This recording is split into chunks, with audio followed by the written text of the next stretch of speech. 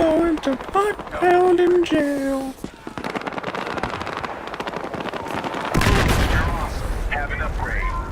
Hello viewers, I hope your day has started off or so far is going well.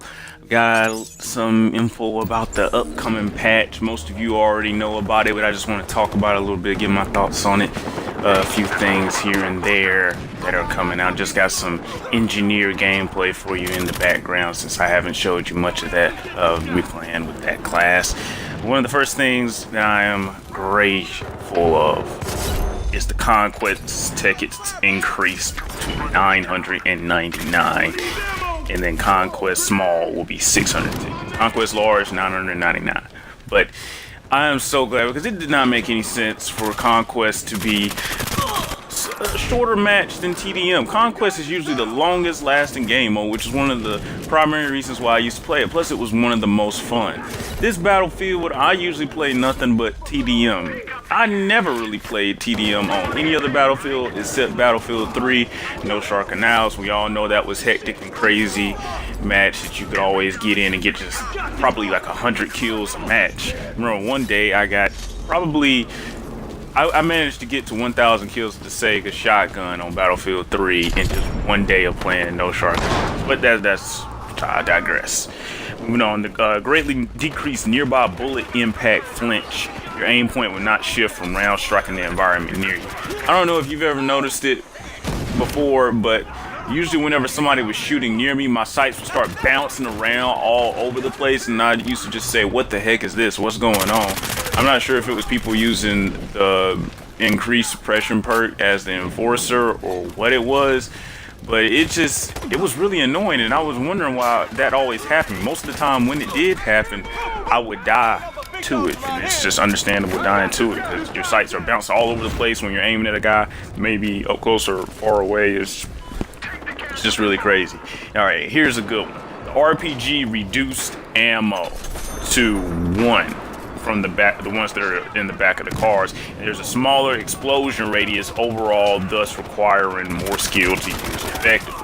This is the downgrade I've been waiting to hear. Hotwire is just crazy whenever everybody has purchased the RPG. It's just $50,000. Something you can get fast and easy if you just play some games of Blood Money. Probably about 8 or 9 games of Blood Money or whatever. Or if you're just playing Hotwire in general, an easy way to get cash and score all that stuff. You just purchase that RPG, throw it in the back of your car, drive around, the second you find the car, blow it up, and get a ton of points for however many guys are in that car. It was just crazy. And since everybody purchased RPGs for their car, when you do play Conquest or Blood Money or something, every time you see a car parked, it'll have an RPG in there. That convenience does make it easier to take out the armored cats at times, but now that they're actually making this thing a little bit more of a skill tool rather than shoot the RPG 15 feet away from where the car actually was and it just still get the explosion, I think this is a good thing that they updated.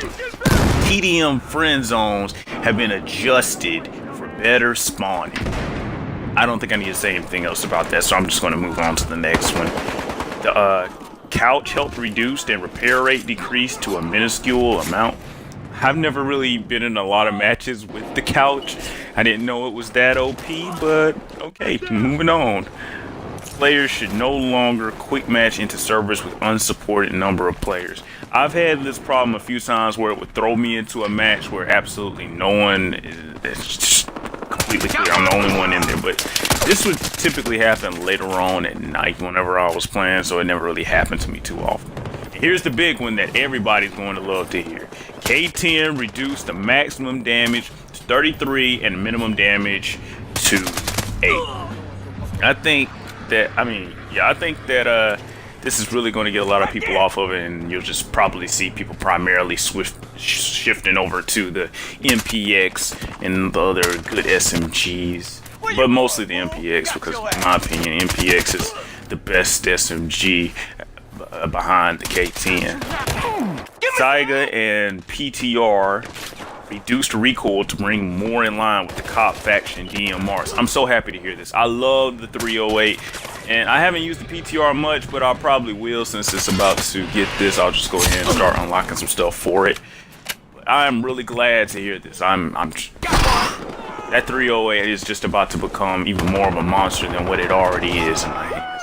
I've already got it gold, but I'm really looking forward to seeing how this thing can actually compete with the Sock'em and the other BMRs now that it's actually getting a reduced recoil. H-Car and HK51 reduced recoil to bring more in line with the Scar H and SA58. The recoil on those two guns is just crazy, and I'm glad they're finally bringing that in line. But the 410 Jury increased damage per pellet. The FMG9 is getting an increase in damage per round to 25, and the battle rifle minimum damage increased to 25 across the board. I got that one. I haven't used the 410 Jury too much. Or the FMG9. In fact, I haven't even unlocked either one of those yet, but I'll go ahead and get started on those assignments since they're about to get upgraded. And since the battle rifles are definitely, I'm just so happy my Scar H is about to become even more effective and become a 4-shot kill at range rather than just a 5. That was just a little insane, especially with the recoil on that thing, trying to plant 5 shots on a guy at range. Happy for that. And final thing, attack damage on the AKM, minimum damage reduced to 24. Anyway, that's all I have for you guys today. Hope you enjoyed the video.